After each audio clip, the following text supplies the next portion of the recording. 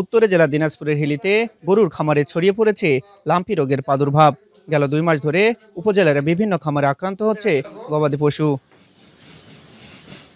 ভুক্তভোগীরা বলছেন, গরুর শরীরে হঠাৎ করে দেখা দেয় গুটি, সেই সঙ্গে ফুলে ওঠে গলা ও পা, আর ক্ষতস্থান থেকে খসে পড়ে মাংস। তেমন কোনো প্রতিষেধক না থাকায় গেল 1.5 মাসে আক্রান্ত হয়েছে 500 থেকে 700টি গরু। এছাড়া মারা গেছে অন্তত 25 থেকে 30টি। কুরবানি ঈদের আগে এই রোগের আক্রমণে ব্যাপক ক্ষতির আশঙ্কায় ছোট বড় খামারিরা। কুরবানির ঈদ আসছে, এটাকে নিয়ে আমাদের অনেক স্বপ্ন থাকে, আশা থাকে, কিন্তু স্কিন ডিজিজ একটা নতুন আসছে নাকি, কি বলে লাম্পি।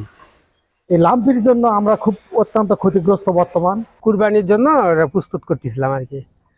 তো ল্যাম্পি হওয়ার কারণে হসপিটাল থেকে নিয়ে এসে ট্রিটমেন্টও করছি, ভ্যাকসিনও দিছি, কিন্তু বাঁচাতে পারিনি। গাই বাছুর ছিল, গাইটা মারা গেছে দাদা। মারা যাওয়ার পরে এখন আমার তো সম্বল সবই শেষ। গরু 2টা ছিল বাবা, একটা তো অভাবে বেঁচেছে আর একটা লিম্পো হয়ে মারা গেছে। আমি তো এখন খুব নিঃস্ব। গরু যেন সুস্থ থাকে, আমাদের পাশে ডাক্তার আছে, ডাক্তার তো হেল্প করবে। ডাক্তার কোনো ওষুধ দেয় না। এই যে লাম্পি ধরেছে, ডাক্তারকে ডাকলে আসলেই খালি টাকা। যদিও উপজেলা প্রাণী সম্পদ অফিসের কাগজে কলমে লাম্পি রোগে মারা যাওয়ার গরুর সংখ্যা মাত্র 2টি আর আক্রান্তের সংখ্যা 150, তবে সংক্রমণ রোধে গোয়ালঘরে মশামাছি নিয়ন্ত্রণের পাশাপাশি আক্রান্ত গরু আলাদা রাখার পরামর্শ দিচ্ছেন কর্মকর্তারা।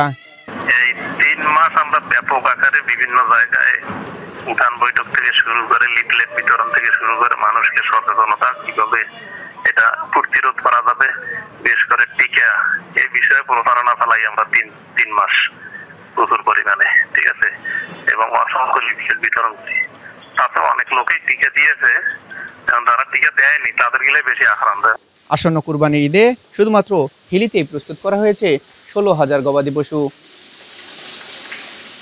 সোহেল রানা, এখন হিলি।